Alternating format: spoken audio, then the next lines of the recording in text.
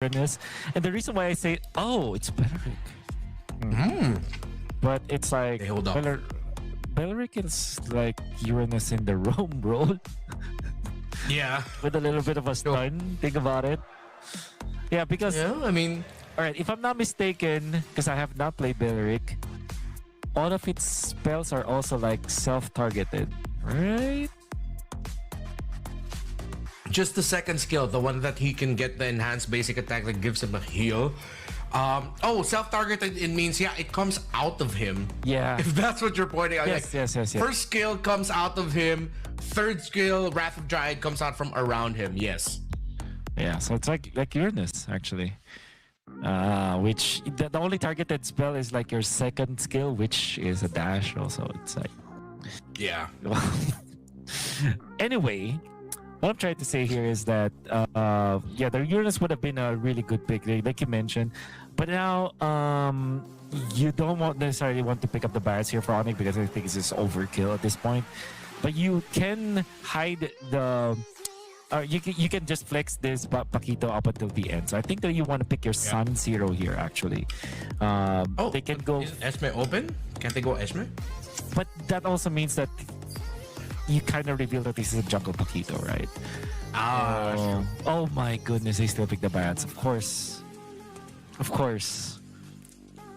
Wow. Of course. You know, think about it. That's a lot of flex. Like, if Pro Esports want to overthink it, Kelra can go... I mean, Paquito can go XP Gold or jungle. Beleric can go Roam or XP. Barrett can go XP or jungle. You can't completely turn off the idea of flexes. Yep. You're right, but it's like let's take a look at the composition of ONIC, the first 3 picks of ONIC, and this sort of proves what we said about them. They're just exposing what the best heroes will be at the meta. It's like ONIC Indonesia continued watching Womi's tier lists. True. Of heroes to pick. Get the S plus heroes out there and pick it up for themselves. That's exactly what I'm seeing here. 3 S plus heroes that ONIC were able to get. Man, that's... Oh... We had a phrase for it. I just can't remember what our exact phrase was in MSC for it. It wasn't highway robbery. I think it will come back to me. They ban out the carry Melissa. Do you think this is a little bit telling that the Paquito might most likely be going into the gold lane now for Kelra? Or are they using it to just bait reactions out? I think it's for baiting reactions. I think that Yeb is like that. Yeb drops like that. Although CW, of course, is the coach here, but Yep is there, so yeah, this definitely is an influence from Yep. So that means that they will fourth pick the Sun Zero, right? So that they can keep the flexibility out there for the 4 heroes that they have. So what will be that hero? Man, if they pick up the Raphael, I'm gonna lose my mind. But I think the safest hero is the again a Vexana probably, or an Eve. But if they pick the... Okay, there we go for the Valentina. Against Zushin, I guess. Yeah. You got the Crimson Beacon, lots of dashes, the Terrify. I'm thinking if maybe that they're looking for a combo with the Valentina at the center. I mean, I don't think they're going to go run it back with a Khalid Valen in the middle. So this might also just be, besides it being an answer for the Juicin, maybe they're seeing that there's great options for Pro Esports in the Rome that could potentially have a great ultimate that Sans could steal, and that's what they're blocking. Maybe something like you know what? I really just can't think of one. Okay. Pro Esports have good answers. You know what? All things considered, I like the lineup of Pro Esports. The Brody is a good pick here because you don't know what exactly you're going to be facing with. So just choose a hero that wins almost all of the lane matchups, especially when the Melissa is already banned by your opponents. And then you have the Minotaur, which completes the dual tanky heroes that you have, dual contact heroes for Pro Esports. So this is, with all due fairness, a good adjustment coming up from Pro Esports. Okay. Now, Guinevere in the Rome. How do you feel about this? Is it in the Rome? because it could be jungle Gwyn. No, yeah, it is. And then go Paquito. All right, I gotta say, the first 4 picks of ONIC, really good. The last pick, I'm not saying it's bad. I'm just saying that it's beyond my understanding. This is more of an ONIC thing, right? Carl TZ, when he went back in the Philippines, he went live and he practically lost his brain on how there is no late game insurance for the teams, but yet they keep on winning. And this will definitely grind Carl TZ's gears if he sees this composition. No marksman, no late game, purely early to the mid. It's really strong though in that stage of the game. And my God, do they have stuns. What is early game? What even is MLBB today? Just long position of ONIC and you'll see it. Aggressive trading to start things off in the middle. Kibo and Sans. This Belleric and this Valentina together against the Minotaur and Juicin. I'm sort of feeling though like that Valentina also came out somewhat blind, but they knew most likely. I have the strong feeling that they knew that the Minotaur was just coming out. It would have answered their lineup really well. Now theoretically, just looking at looking at the best heroes in the room. Now you can get yourself a good old nice Minoan Fury. You can just pop off at any time that you want, countering the dive and the engagements a pro wants to do, creating a little bit more space. Maybe this Guinevere, with all the crowd control now that they have for the roam mid trio, maybe it's really just like all utility. Like it's just a knockup machine. It's a keep myself alive so I can get objectives machine. And then it's really just all for Kelra and Lutpi. This is a lineup maybe for the side laners to thrive. I think the misconception about the Guinevere is that it doesn't have the damage, but in the early stages and on the right targets, actually, if you knock up the right person and you have the right people around you, right heroes around you, you can actually easily take out targets, even when they're tanky enough. As long as you target someone that does not have MR and chose to go for the armor, even when it's like a roamer or if it's an XP lane, you can actually take it out. And of course, traditional assassins and mages are food for you. So do not be deceived. This lineup coming out from ONIC has a lot of damage, but more so in the early stages. Oof. Oh my. That got paused in the middle of the fight as the ultimate of the Valentina cosplaying as a Minotaur went off. Mid-team fight, and it looks like ONIC was gonna win that one too. Because heading into the turtle, you see that members of PRO Esports decided to go down to the bottom lane to gank that Barret. But that's a Barret, you're fine. So you're seeing a little bit there of the brilliance of the matchup and the composition that was picked up there by ONIC. And then, with that happening, you now go back into the turtle pit where you see the members of ONIC realize, oh wait, yeah, it's easy for us to just go ahead and move forward. Looks like we're about to get ready and just hop in just a moment. You can see our marshals on the screen right now helping out the members of... well, we can't assume that it was PRO Esports that called for the pause. We have no idea who called for the pause here. But I'm pretty sure it was serious enough that they had to pause it in the middle of a team fight. We have to go through this animation before we can start it off. Oh, when we go in, there's already going to be bodies falling, and there are. Kyrie gets the turtle. Coiley's the one who gets taken out here by ONIC, and another death and as welcome. Lutpi on point, still with the Barretts, takes down the Minotaur. Sharp execution by ONIC to start things off. Now they will collect more. Taking away the jungle of PRO Esports. Lutpi, because of the big guy passive, actually puts this grabber very low.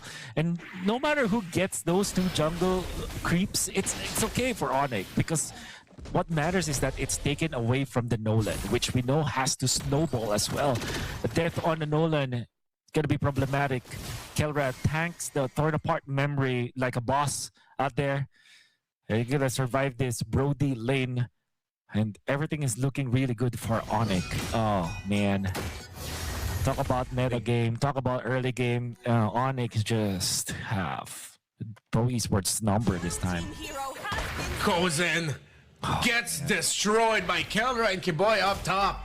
that warranted the use of the Wrath of the Dryad and the Flicker as well from Keyboy, so that they can take the Brody by surprise. Already the bottom, sorry, I'm Felix struggling against Loopy and Kyrie together. And you talked about it, where people often underestimate the damage that can be dished out by a Guinevere. Well, if the Guinevere has a great early game and it starts getting the concentrated energy real quickly, and then it can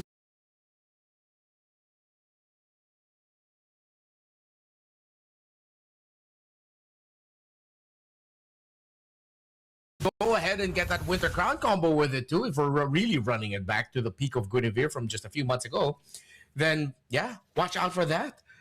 Pro Esports have to find a way to level things out, and it's tricky. You try to dive the Paquito, it will survive and deal damage while taking down with you most likely, or he just gets away. Kyrie finds a jump and the burst and the combo. Majority of that health bar went down in the hands of the Guinevere, while it was the Paquito that finished it off. Look at the damage on the Kozen. This does not look good by 4 Pro. ONIC is winning everything. Yeah. Oh, Keyboy, out of nowhere! Oh my goodness! And they have taken out Kozen. Where did Keyboy come from? We did not see it because the camera wasn't focused on that one, but that was definitely a surprise for Kozen. From the back, a giant tree sneaks up on you. I don't know what you're gonna do with it too. What is this meta? How are big dinosaurs and a massive tree sneaking up on people? Keyboy walked through the elbows, it looks like, and there's another death on his welcome committed there by Ludwig, not even using the flicker. The full-on combo onto one. They take out the Uranus, but the slow creeping tide of a snowball from ONIC looks unstoppable as Kozen is stuck under tower. PP's gonna try to help him. He commits a flicker to get out. Sans does have the ultimate of the Minotaur, but they're happy with that. They'll get the tower and push the Brody back. And they're even slowly taking it so that Kozen will spend even more time and deny 2 minions away from him. ONIC just taking everything away from Pro Esports. 5,000 gold lead at this point. Gonna be fishing for more kills up top or even a push, but look at Kyrie. Kyrie fights Coily. Actually misses the spatial migration, so it has to back off for now. Yeah. But Loopy, oh, the sneaky dinosaur, not gonna land. All right, Coily actually notices it. Yeah, good read. Sorry. Oh, counter finds Kozen again off cam up top. The snowball continues. ONIC are relentless out of the box, but this is the box we find ourselves in now. Yeah. With Paquitos, fighters. There's so many names that you could call this meta, but right now this is just busted. Look at this. Detonus, welcome into the spatial migration Violet Requiem. This is a demolished job by ONIC, and Lutby gets away with a flicker. What a pass coming out from Lutby. The alley-oop, the lob to Kyrie. And that looks so seamless coming out from ONIC, and it's just 6 minutes and 33 seconds. At some point, ONIC, you gotta stop. They're already dead. However, Renmar, this is the composition that they built. This is exactly what they wanted to achieve, and they're doing and executing perfectly. And I think that even with this kind of lead, ONIC has to play like this, because otherwise they will lose in the latter portions of the game where the pro lead and all of that will be a problem to them. So if anything, ONIC are just playing correctly this game, and they have understood that this is how you should play MLBB right now. Just be aggressive and just snowball out of control. Is it time to call it the snowball meta? What do we call it?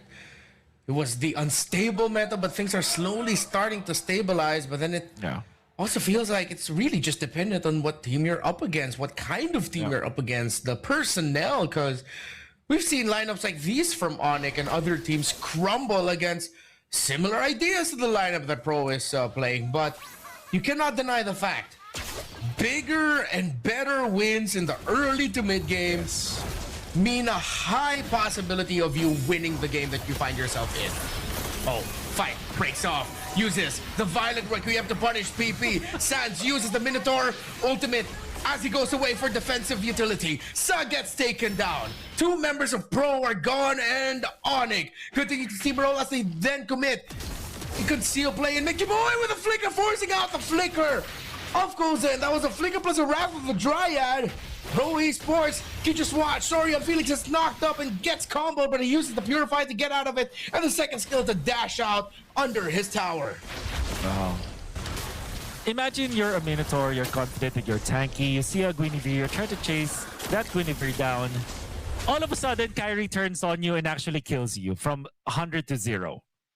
That is number 1, how deceptive a Guinevere can be. Number 2, how big the lead was for ONIC compared to Pro Esports, that a Guinevere can put a Minotaur from 100 to 0 in a snap. And also number 3, how the meta is being shaped by all these early game heroes. A Minotaur that has a slow ramp, very tanky at first, but then gets slower because of the Flask of the Oasis priority for PvP as they initiate once again. They find him, Kiboy. Wrath of Dryad split Pro Esports apart in that team fight. A member of Pro is not going to go down, but ONIC do not lose anyone either. Well handled by Pro Esports. Taking into account everything that could have gone wrong there, you're able to stay alive. Kyrie missed the spatial migration jump. The basic attack gets tracked onto Coily, but he's able to just run out of there. ONIC have pushed Pro Esports out from Lord contention. 8k gold lead is way too much and way too risky for them to fully contest this. Yeah. It will take just one Barretts to fend off the entirety of Pro Esports and Suns with the threat of the Minoan Fury. He copied. Kyrie even pops the ultimate for extra down. What? Huh? Kelvin just took out Coily. He just knocked him out. Right off of our screen and back into the respawn point. This is some quick work that ONIC is able to pull off. Double fighters, but it's just all pain. Oh, Ludpi misses the detonus. Welcome there. But that's going to be a punish right off the bat. Spatial migration again. But the response by PPP, he gets to launch off with the Minoan Fury. Here comes Scourger from behind and a knockback. I believe that's also from Sans this time, stealing the ultimate of the Minotaur. Goes and falls. 2 members of Pro are gone, and ONIC continue this onslaught.